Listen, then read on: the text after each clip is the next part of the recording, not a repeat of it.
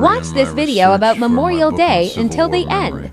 I found it in a collection at the Houghton Library at Harvard, the papers of an old Union veterans organization, and there were boxes of this stuff. But I don't know, maybe in the second box I looked in, there was a file labeled First Decoration Day. And I opened it, and here was a handwritten narrative on a piece of cardboard. At the bottom of it, it had a name, Berwick, but it listed a date and the New York Herald Tribune. I went over and got out the New York Herald Tribune for that date in late spring of 1865 in Charleston, South Carolina.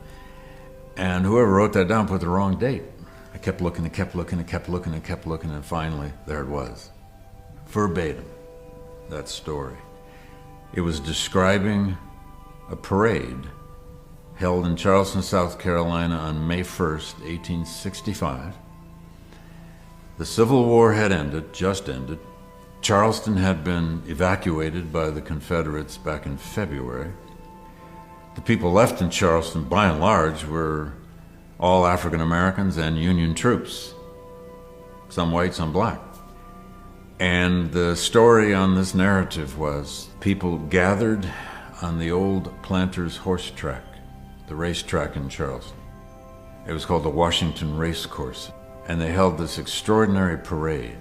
In the last 6 to 8 months of the war, the Confederates had converted the infield of that racetrack into an open-air prison, and about 260 Union soldiers had died of exposure and disease, and they'd all been thrown in a mass grave out behind the grandstand of the race course. We now have photos of that grandstand. The story was just almost unbelievable when I first read it. About 10,000 people marched around the old Planters race course, and the oval is still there in a park.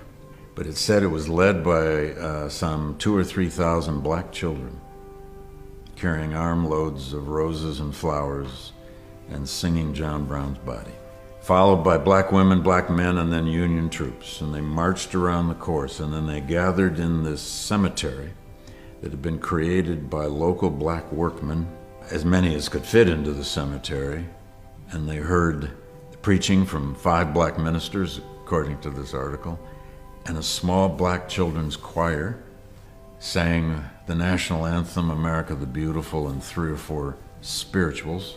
After this ceremony, broke up and went back into the infield of the old racetrack and did what most of us do on Memorial Day.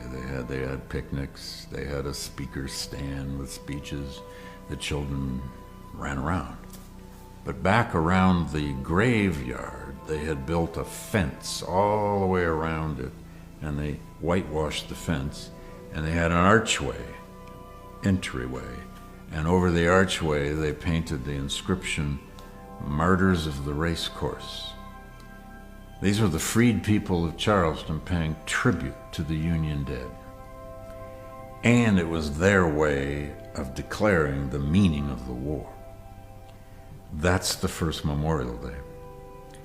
All the other places that claim to be the sites, and there are numerous towns and cities, south and north, that claim to be the place where Memorial Day had its origins in this kind of ritual, claimed 1866. Now, it perhaps doesn't matter which year it was created, but it was one of those unbelievably good pieces of luck in an archive that then led me to more and more sources, and eventually to even public commemorations of this in Charleston. And now we have a marker, a state historical marker there commemorating the first Memorial Day. I've had a lot of lucky discoveries in archives, but that's by far my favorite.